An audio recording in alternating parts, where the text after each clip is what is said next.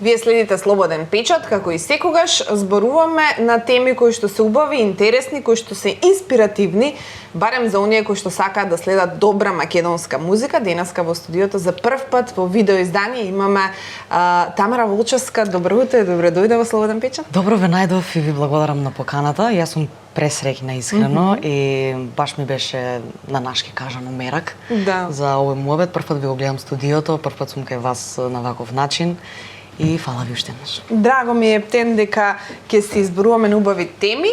Последен пат јас те видов на Макфест. Мора да започнеме со тоа затоа што е тоа нешто кое што последно е од тебе. Да, кажи ми да знам. Има многу символика во песната, нели? Имаше фантастичен настап, честитки за настапот. Кажи ми малку повеќе за песната. Кажи ми приказната, зошто е толку важна, символична, што значи за тебе приказната и како беше чувството да ја донесеш прв пат во едно фестивалско издание и тоа ни помалку ни повеќе Макфест. Макфест, да. Се најажив уште пред да почнам да зборам. Нели? Така да, песната има големо значење за мене, лично за мојот живот, за мојата приватност, за моето семејство, за мојата фамилија. Приказната со кажи ми да знам започна уште пред 2 години, може би повеќе. Тогаш ја напиша во еден бурен семеен период. Моите се разведува, татко ми замина од дома, ми не достигаа многу работи кои што за едно дете, посебно за една керка која што без разлика дали има 25 години се одвоила од дома и продолжила со тој некој самостален живот, ми беа потребни работи кои што не ги добивав. Така да поточно песната на некој начин ма посветив на татко ми.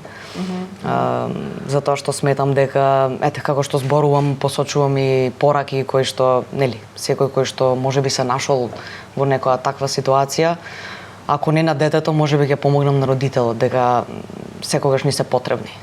Што и да се случува, ни се потребни.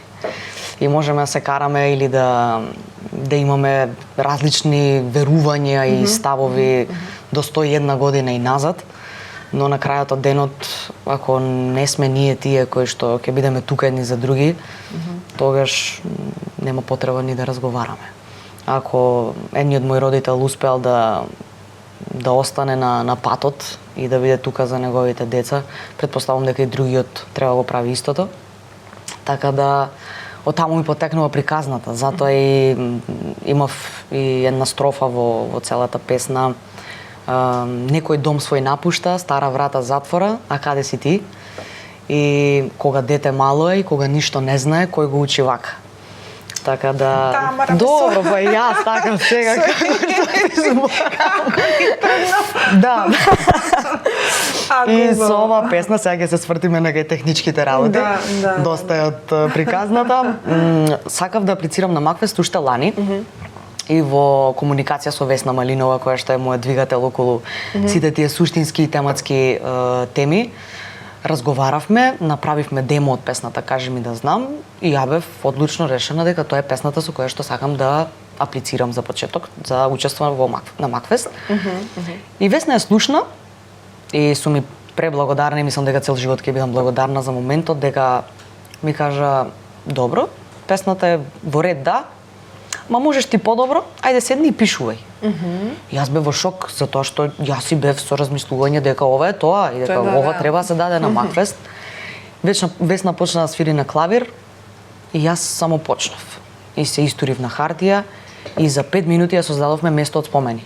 Мојата претходна песна, која што можам да кажам дека ми е најслушана од се што сум извадила до сега.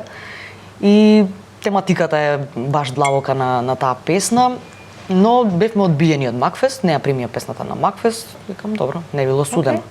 И сега иде нова година кај што сакаш повторно да се пробаш, затоа што ни остана само Макфест, за жал, на нашата сцена како фестивал. И имав уште многу песни во ракав, кои што размислував дали би требало да пробам со нив. Глас внатрешен, интуиција, како и да сакаме да го наречеме, секој различно си го сваќа. Велам, треба да одам со Кажи ми да знам. Требаше лани, не го направив тоа, ќе пробам годинава, ако не се случи, значи стварно не треба да се случи, треба да смислам нешто ново. Но ако се случи, како викаат, не за кого е речено, за кого е печено или обратно, како беше. Така да така настапивме на Макфест. Одлично.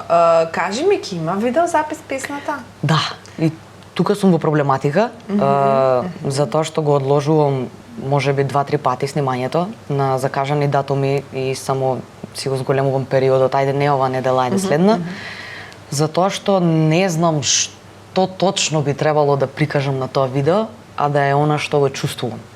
И можеби после настапот и откако си ги фрлив сите чувства на сцена, и го направив тоа што го направив, затоа што кога ја слушав снимката, после тоа во живо сватив колку кнедли сум имала во грло и колку тоа било тешко да се износи, ама сум го направила како што сум знаела најдобро во моментот, иако секогаш може подобро.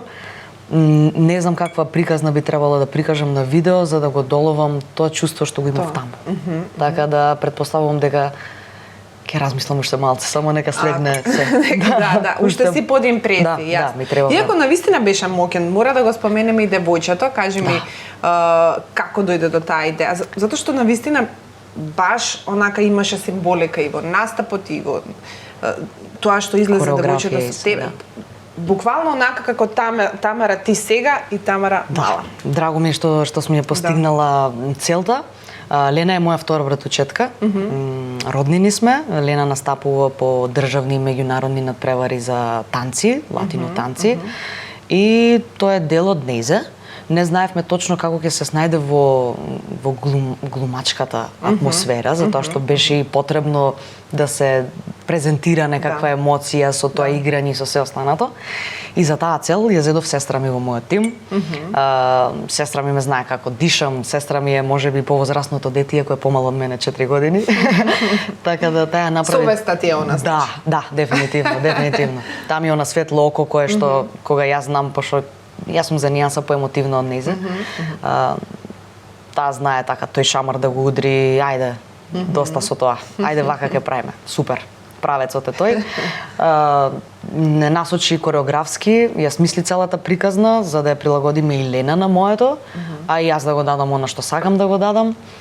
Правевме проби, работевме, се беше во најубава атмосфера и се случи сценариото на Макфест. Го дадовме максимум најдобро што можевме и баш кога прегледував снимката сватив колку усвари Лена го има тоа незиното детско фациче, како јас се кршам доле на сцена, а таа игра околу мене со наметката и ми се смее. И викам, тоа било тоа, значи тоа и требало да се направи, затоа што Лена го прикажа баш на најчистото детско и она што секое дете треба да биде. А тоа е да биде чисто и среќно. Според мене се другото останато со што ќе се занимава во животот понатака и дали ќе биде доктор или ќе биде артист или ќе биде слободен уметник, тоа е се дискутабилно и нека си дојде како што треба да си дојде, али да биде среќно. Значи комплетно ја доловивте атмосферата, поентата на песната, навистина беше убаво да се гледа тоа на сцена. Некако си ми инспиративна да те прашам некое подлавочко прашање. Слободно, копај, може. Кажи ми, еве си имала некој период кој што веројатно завршил, веројатно си го надминала, се надевам дека. Што е она што те прави среќна, а што е она што те растажува?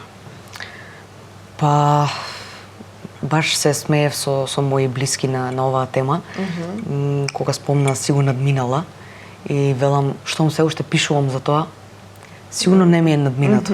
Само знам да го носам подобро од тоа што било претходно, затоа што односите не се менуваат, остануваат исти, а ти треба да најдеш начин да го сето тоа собереш таму некаде у себе и да се помириш дека тоа едноставно е така и дека од некои луѓе не можеш да бараш повеќе. Туку да се помириш со фактот дека толку знаат, толку можат и најтешкото од се што треба го направиш е да простиш и да пуштиш. Така да Ама тоа е улеснување за тебе. Простувањето е улеснување за тоа што простува. Е тешко. Е тешко. Ама е подвиг и треба да. И работиме на тоа напорно. Напорно работиме на тоа, така да би кажала дека среќа за мене е кога ги гледам оние што ги сакам. Вклучувајќи се и себе. Претходно не бев себична. Не е себично да сакаш да си среќен, но знаев да одговорам на ова само да ги гледам моите среќни и оние што ги сакам најмногу. Но сега би се ставила и себе таму, затоа што ако не сум и јас тоа, па не би можела и да се најсреќни на свет, не би можела да ја препознам нивната среќа. Така да секоја насмевка што во денот ќе ја слушнам од нивна страна или ќе ја видам или ќе ја предизвикам, најголемото задоволство, мене ми прави уште поголемо задоволство. А тажно е, сите живееме со очекувања. Колку и да зборуваме за некоја безусловна љубов дека ја имаме едни спрема други или ете почнувајќи и родител дете, па партнер со партнер, па сите имаме некакво очекување. Јас ќе бидам горд родител ако ти си доктор, јас ако ти тоа не го правиш, јас нема да бидам и така условуваме сите на некој начин. Но тагата настанува кога не се прифаќаме. Кога не се прифаќаме дека за мене оваа реалност и овој мој живот е среќа и е убав начин на живот. Так. Ако за тебе среќа е да ме видиш среќна, претпоставувам дека не треба тоа ти предизвикува тага. Так. Сите сакаме, не сум родител, но секој сака, нели, најдобро за своето дете. Па така. Така да среќата треба да ја ставиме како потенцираното нешто во секоја тема на муабет, затоа што таму почнува се. Ако сум среќен човек, ќе ја пуштам таа светлина. Ќе знаете сите дека сум среќна. Ако сум тажна, тоа и се зрачи. Така да се бориме за првото. Така е, ама тоа е, знаеш како, од аспект на родител, кога размислуваш, веројатно сите родители го имаат тој проблем, да оние препознаваат среќата кај своите деца, меѓутоа да се соочат со тоа, со нивниот избор во однос, еве, например, музичар. Секогаш родител ви, ама што ќе живееш, па како, па тоа му е тешко, па дај нешто најди друго. Па, ама тоа е љубовта твоја, тоа е порив, тоа те прави среќна. На крајот на краиштата, ако си среќна како музичар, бори се. Да, тешко е, меѓутоа ако доволно го сакаш и тоа како ќе се отворат вратите и тоа како можеш да успееш. Да, особено кога ќе направиш премногу жртви за да се занимаваш само со тоа. Јас работев во армија, тоа го знаеме како факт за мене, бев таму 2 години и оставив армијата ради музиката. И тоа го кажувам гласно секогаш и можеби за некој ќе е подвиг, затоа што никој не заслужува да ги закопа своите соништа ради нешто што денес точно е дека е бенефицирано, дека е дека постојат редовни примања, дека тоа е државна работа и дека све е таму стабилно и се останато. Но навистина треба ветер во грб, посебно кога имаш нешто што сакаш да го реализираш и што не е тоа само паднато од некаде. Ајде сега ја ќе земам да цртам и сега сите гледат дека немам појма од цртање, ама јас сакам да цртам. Супер, да, ама пушти ме да пробам. Ако не пробам на мои 24-25 години, па на 40 сигурно нема да кажеме, ја сега ќе си го бркам сонот, да го фатам и да го живеам сонот на 40. Можеби ќе сгрешам, ама пушти ме да научам. Така да се надевам дека ако на некој му треба ветер во грб за да донесе некоја одлука и да почне да го прави она што душата му го посакува, нека ми се јави. Гледам дека сакаш да излегуваш од комфортна зона. Да. Сакаш да пробуваш. Да. Одлично, ама добро. Не за џабе она изрека народна е, шизик на ризик. Шизик на ризик. И без тоа нема. Јас цел живот го правев тоа. Тренирав кошарка, се запишав средно во гимназија, супер тоа го завршив, се запишав на економски факултет прв семестар со цел. Бев многу љута, сакав да бидам полицаец и се запишав само за да одам во Америка кај тетка ми. Таа работеше некој финансиски менеджмент и слично. И ја кажав, добро, ќе се запишам економски, само ќе направам транспорт и ќе одам во Америка и толку ќе, штом јас не смеам да бидам полицаец, пошто ми одеше математика многу. И сите околу мене, ти мораш финки, ти мораш, не знам, програмер да бидеш, не се гледа во ништо од тоа. И затоа семестрално се префрлив на Институтот за безбедност, одбрана и мир под филозофски факултет. И супер ми одеше, влегов во армија. Тоа беше правецот кој што го сакав, но секогаш нешто ми недостасуваше. Секогаш. И не знам, и успех да направив околу тоа поле и да се чувствував задоволно и као супер е сега си имаш работа, во тој правец се движиш и можеш да напредуваш. Стабилност, нели? Да. Она што сите го бараат. Натрешното чувство секогаш бараше повеќе од мене. И го трагав, барав до моментот кога не застанав позади микрофон и не сватив што е тоа. Што е тоа што ми се случува таму. и тоа не се мери со ниту едно денарче плюс, со Така. ниту не знам каква цена и било каква материјална работа.